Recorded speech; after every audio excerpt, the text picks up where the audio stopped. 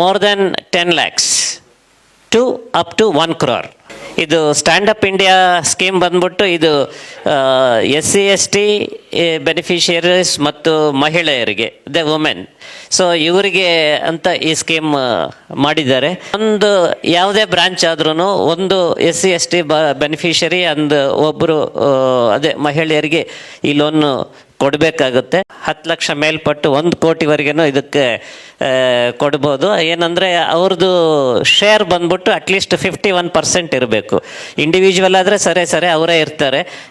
ಇವಾಗ ಪಾರ್ಟ್ನರ್ಶಿಪ್ ಅಥವಾ ಕಂಪ್ನಿ ಈ ಥರ ಇತ್ತು ಅಂದರೆ ಅವ್ರದ್ದು ಶೇರ್ 51% ಇರಬೇಕಾಗುತ್ತೆ. ಸೊ ಆ ಸ್ಕೀಮ್ ಡೀಟೇಲ್ಸ್ ಹಿಂಗಿದೆ. ನಾನು ಹೇಳಿದಂಗೆ ಇದಕ್ಕೆ ಅಪೋಸಿಟ್ ಲೋನ್ ಅದೇ both CC and term loan, that is working capital and term loan ಎರಡು ಸೇರಿಸಿ ಅದನ್ನು ಕಾಂಪೋಸಿಟ್ ಲೋನ್ ಅಂತ ಹೇಳ್ತೀವಿ, ಅದನ್ನು ಕೊಡ್ಬೋದು. ಆಮೇಲೆ minimum is 10 lakhs, that is more than 10 lakhs to 1 crore. Repayment 7 years ಇರುತ್ತೆ. ಅವ್ರದ್ದು ಮಾರ್ಜಿನ್ ಮನಿ ಬಂದ್ಬಿಟ್ಟು ಇದರಲ್ಲಿ 15%.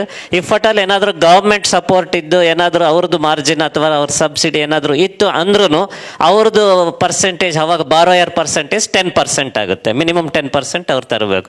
ರೇಟ್ ಆಫ್ ಇಂಟ್ರೆಸ್ಟ್ ಇದರಲ್ಲೂ 12.4% ಇರುತ್ತೆ. So this is in brief about stand up India. ಏನಂದರೆ stand up India it is a very good scheme for the startups. It is very good scheme. Here margin is only 15% and no security collateral also will not be asking. It is covered under CGSSI credit guarantee scheme anta irutte.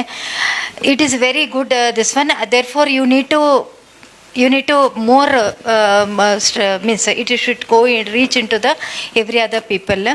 And another thing, one more thing is before starting people will be coming. Example I will tell you, just 2 days back one person has come in the mela and he was asking what you will give to me, what loan you will give to me, what type of loan.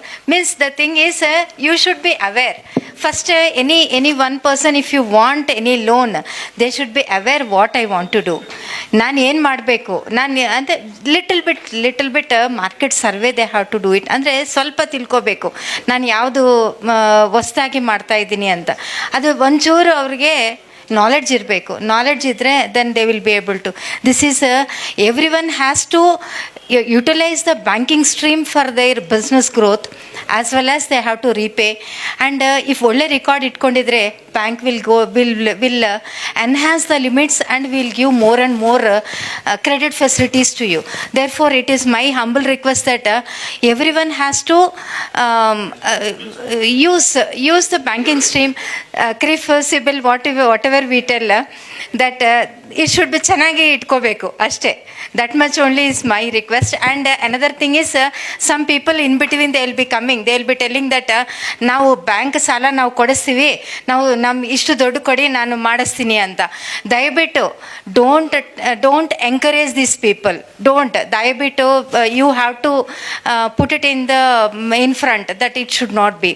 ಬ್ಯಾಂಕರ್ಸ್ಗೆ ಡೈರೆಕ್ಟಾಗಿ ನೀವು you can approach the bank branches. ಇದು right news.